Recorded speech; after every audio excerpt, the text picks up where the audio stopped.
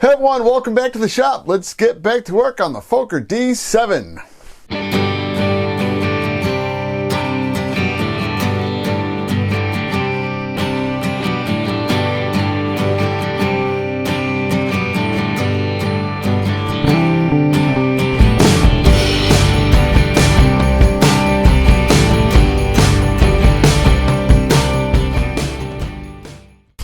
As per usual, before we begin, we're going to start off by putting the little machine guns together, the Spandaus. Fortunately, because I have a hard time reading instructions because I'm a guy, I know what they want, and they're looking for polystyrene cement. I don't have any. So I went ahead and just put an order in. So we're looking at these are going to come about halfway through next week. So right now down here on the bench, these are going back in the bag, and that'll be something maybe done off camera, not sure yet. And as for instructions, this is what they give you. So you get to figure out how to do it from that. Could be very interesting because you got one way to get it right and a million ways to screw it up. So instead of working on this, we're going to go ahead and get you guys outside, and we're going to go ahead and get the little aluminum side panels ready to go ahead and get them taped to the side. And then we're going to make little marks, which I'm hoping I've got a magic marker that's still going to work. I've had these things for years and haven't put an order in for probably about 2 years. So yeah, I'm not sponsored. It's a little Dixon Reach. What they do is they've got the little tip on there where I'm going to be able to go through and make a mark. So before I even begin, it still works. So once again, let me get you guys outside and let me get everything kind of taped into place. All right, originally I was going to go ahead and just use some tape to hold these little side panels in place. And I figured, what the heck? I've got thumbtacks, let's use them. So get ahead, because this is where the screws are going to go into it.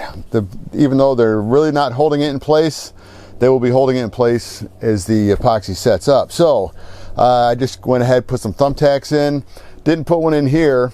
Everywhere else is good, and I had to tape this up in the front because this is very flexible here, and when it comes time to put the marks on the back side of the aluminum, I had to hold it firmly against the side, and I realized I'm going to have to hold a finger on it too. Now, the little mystery magic marker. It worked on the ones for the cabane struts going through, and I've already got it marked. You can't see it, and I haven't seen it yet either, but I already marked it. The ones up front where the 440 screws go through, it's just a little bit too thick. And I was hoping it was going to make it through because it's a 440 screw. It doesn't. Neither does this. I think this is 80 thousandths, maybe 100 thousandths.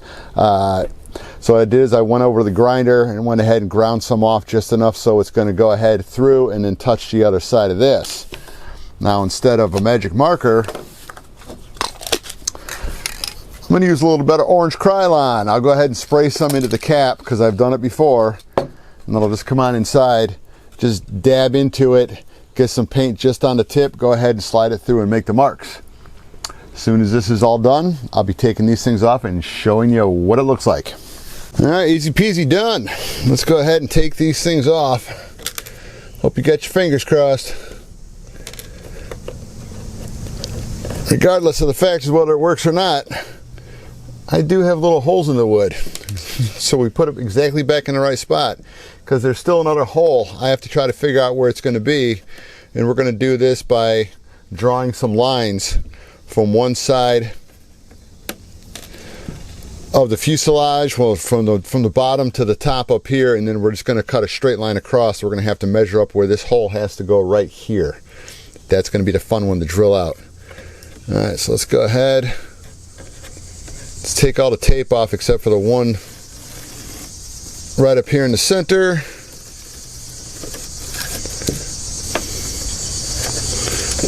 Let's see what it looks like.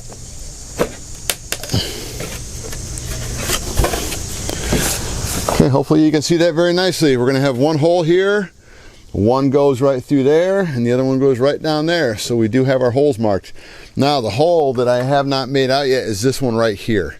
So I'm going to come across, pretty much just go from center of this is where the landing gear is. So we'll go ahead from the center of the landing gear mount, through the center of this all the way up to the top, so that way we know where we can just mark a line on the front side of this from the bottom down here up to the top up here. So if we have a marker to go through, we'll know exactly where the hole's supposed to be. I'm going to say it's going to be probably right about here. So let me go ahead and we'll get the measurements, and then we'll go ahead and mark it, and then we'll get these things drilled out. It is done. Now, all the holes did pretty much, not exact, but good enough, because you're really not going to see it once everything gets painted. I was real close on some of these holes. A couple of them are perfect. A couple of them, like this up here, I was a little bit off. So I'm just going to try to figure out how I want to work with this one, whether to make the hole a little bit bigger or just kind of leave it the way it is. And let's see how well the screws go over this, because if I want to, I can encapsulate this up against the side instead of having this just free floating, and it might be better just to encapsulate it. So I can just get a washer that's going to fit around this, or even one of those little rubber anti-vibration washers that I've got to put it over it, just to hold it, everything in location, so that way it's going to hold the cowling on, and yet at the same time it's going to hold this flat. So that's probably what I'll do. As a matter of fact, that's what I will do. Now, the way these things were drilled out, you saw I already made the marks. Some of them like this I didn't, and back here on the rear strut, I just kind of made some little marks off the side, did a pretty close guess, and made it the proper size, so that worked out very well. Now, the way I did it, because it was all done off camera, and I wish I had at least one or two of those things on camera so you could have seen what I'd done. Now, just using this as a reference, so say this was the aluminum. Where the mark was, I just came in with a sharp point and just went ahead and made the mark. So that way we had a center mark on it. And then I would just come in with a Dremel tool, not at a high rate of speed, but just come on through. And if I can do this, just drill a little teeny hole like that through it, just so that way you've got a starting point. Now, the best thing to do when it comes time, if I can shut that off, to drill the hole larger, and if you can see the little black mark, it wandered, but this is just for demonstration purposes only. So then what you do is you come in with a larger drill bit, and what you want to do is don't run it so it's a normal direction, which on this one's clockwise for cutting. Put it in reverse. That way you're not cutting, but what you're doing is you're kind of going through, and just with friction, you're going to start spinning it backwards, and it will stay more centered on that hole. So as you come on in, I'm just going to run it backwards a little bit.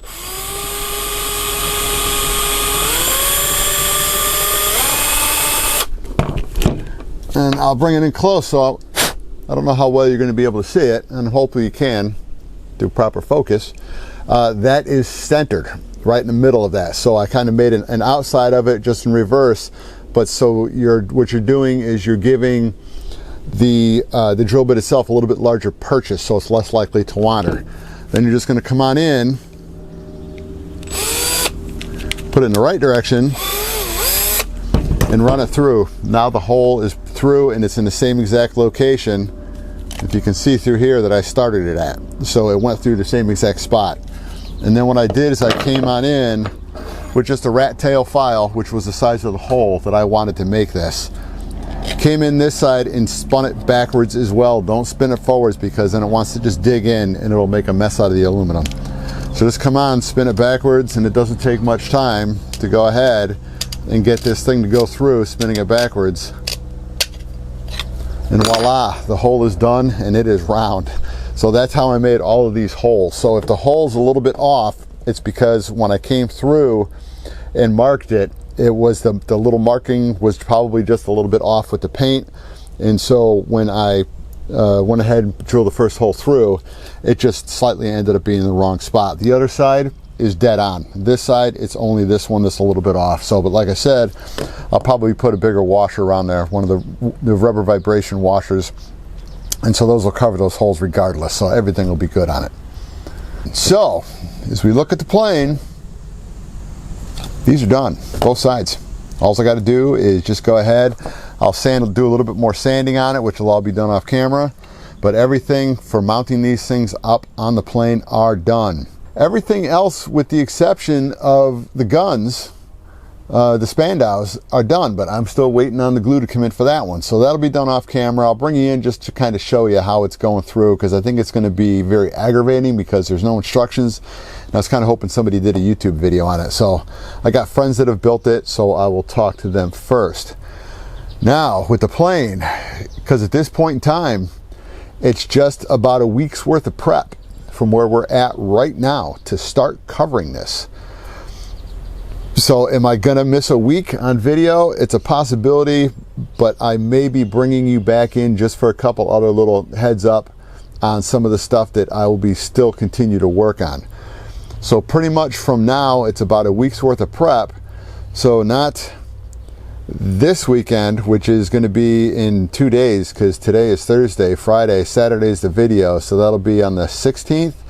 So it should be the video that's on the 21st, I'm hoping is going to be the first covering video. If not, I'll be bringing something in just if I find anything else that comes in that I still have to work on, because for the most part, it's ready to cover. So that came out pretty good. I actually thought that was going to take longer today than it did, and it didn't. That was probably about 2 hours worth of work. So we're going to go ahead and call this a video, and I'll see you guys next time. I'm back down in the shop.